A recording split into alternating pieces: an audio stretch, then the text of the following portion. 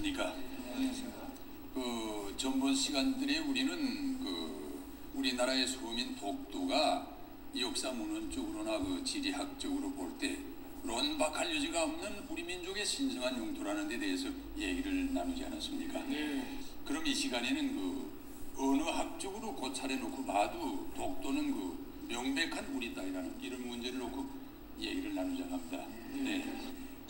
독도와 관련된 언어학적 문제라면 우선 독도라는 지리적 대상에 대한 이름이 처음 어떻게 지어지고 또 그것이 역사적으로 어떤 변천 과정을 말로하는가 하는 것부터 아마 얘기할 수 있다고 생각합니다.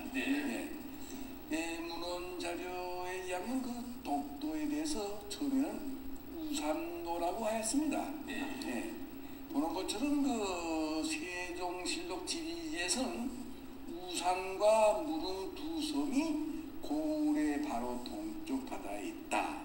이렇게 하면서 이 두 섬은 서로 거리가 멀지 않아서 바람이 작고 날씨가 맑으면 바라볼 수 있다.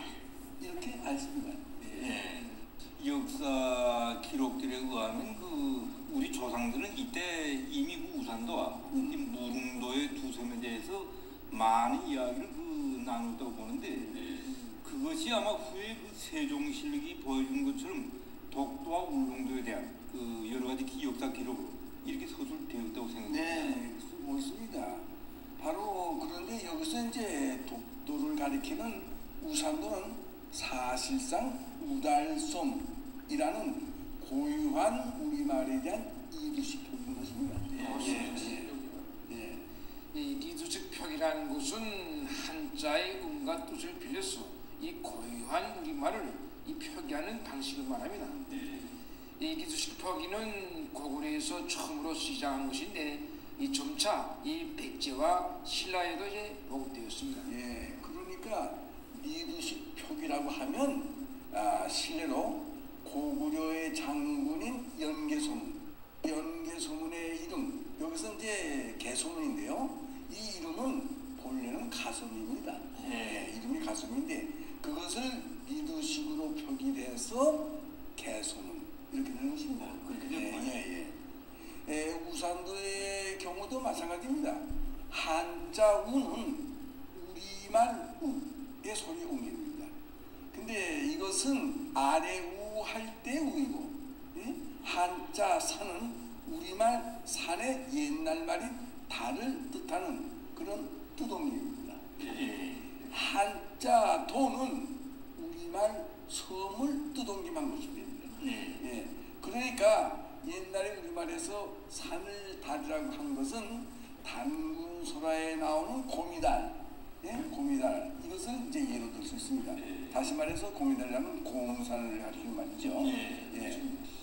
그러면 우달섬으로 부르게 된 그런 거는 또 어떻게 볼 수 있겠습니까? 역사 자료는 독도를 가리켜 우달섬이라고 부르게 된 데는 울릉도와 독도가 바로 울진에 속했다는 것으로부터 유래되어 있다고 이렇게 밝혀져 있지 않습니까? 그렇습니다. 한자말 울진, 이것은 우리말로 우돌의 이두식 표기입니다. 독도를 우달섬이라고 부르게 된 데는 울진의 고유한 우리말인 바로 이 우돌, 이것과 관련이 있습니다. 독도와 관련해서는 그 밖에도 자연 지리적 환경과 결부된 다른 이름들도 있다고 이렇게 생각됩니다. 조선 봉건 왕조 초기에 독도는 우산도라는 이름과 함께 삼봉도라는 별명으로 불리기도 하지 않았습니까? 그에 대해서는 15세기에 씌워진 송정실록에 기록된 자료가 잘 말해주고 있습니다.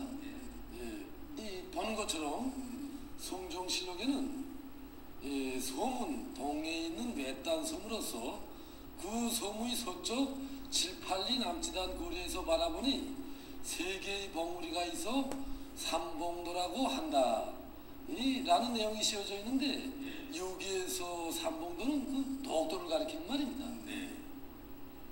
이제 독도가 동도와 소도로 되어 있는데 그중 소도의 북쪽에 높이 솟은 세 개의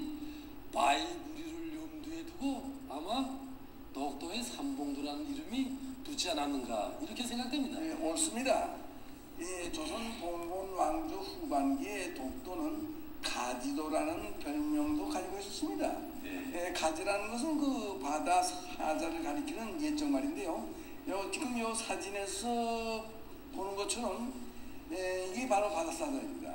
이 바다 사자의 서식처라는 뜻에서 독도에 가지도라는 이 별명이 붙게 됐습니다. 네. 그런가 하면은 1900년에 조선 봉건 왕조가 이 국정 계획을 위한 그 일련의 그 칙령들을 발표할 때 칙령 제 41호에 그 울릉 전도와 죽도 및 석도라는 이런 이름도 나왔는데 이런 이름들의 의미는 또 어떻게 볼 수 있겠습니까?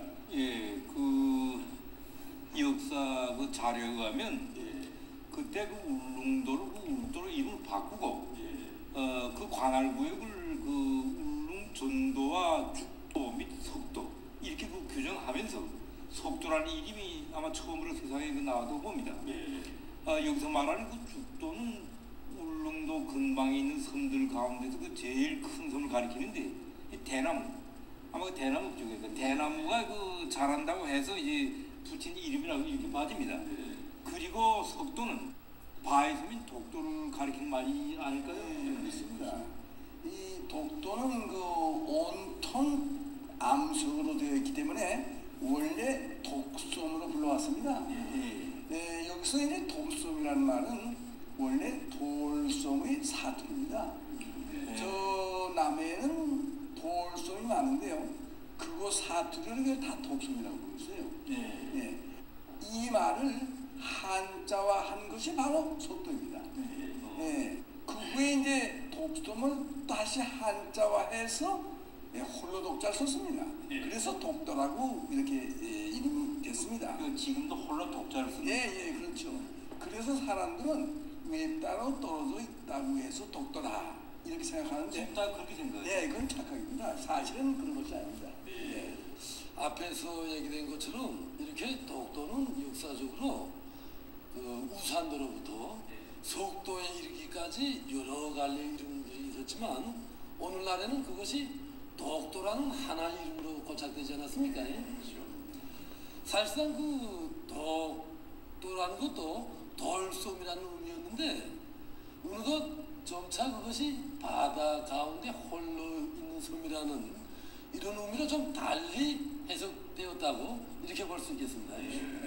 그런데 그 일본이 우리의 이 신성한 영토인 그 독도에 마츠시마요, 다케시마요 하는 그 저들식의 이름을 그 마구 붙여놓았는데 아무런 타당한 근거도 없는 그 엉터리 이름에 불과한 것이 아니겠습니까?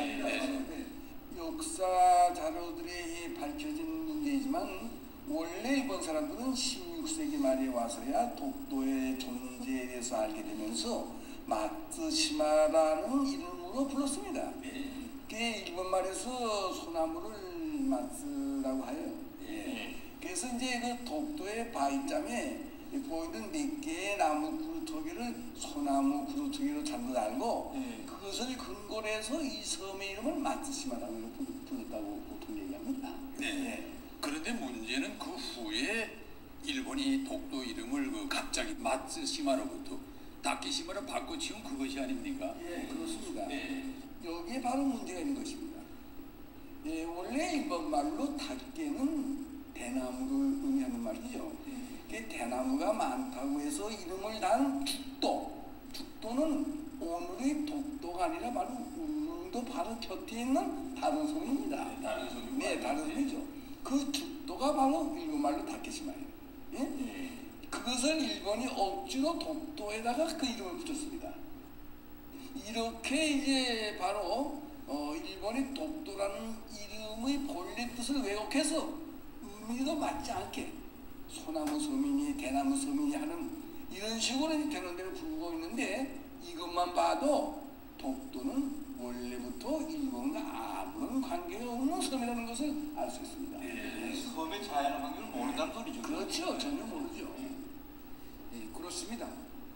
사실상 바위섬인 독도에는 이 한 대의 대나무가 없기 때문에 이 다케시마로 부를 이 한동의 근거가 없습니다.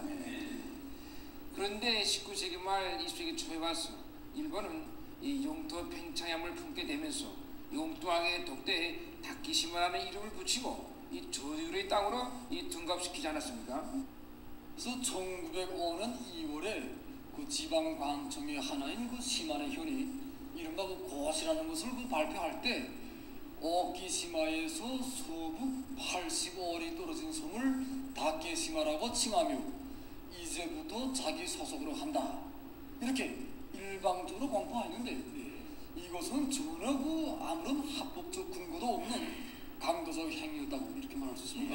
이렇게 일본이 그 본시 자기들이 지어 부르던 마츠시마를 다케시마로 이렇게 뒤바꿔 부르게 된 것은 역사적 사실과 모순되는 이런 날조 행위가 아닐 수 없는 것입니다. 그렇습니다.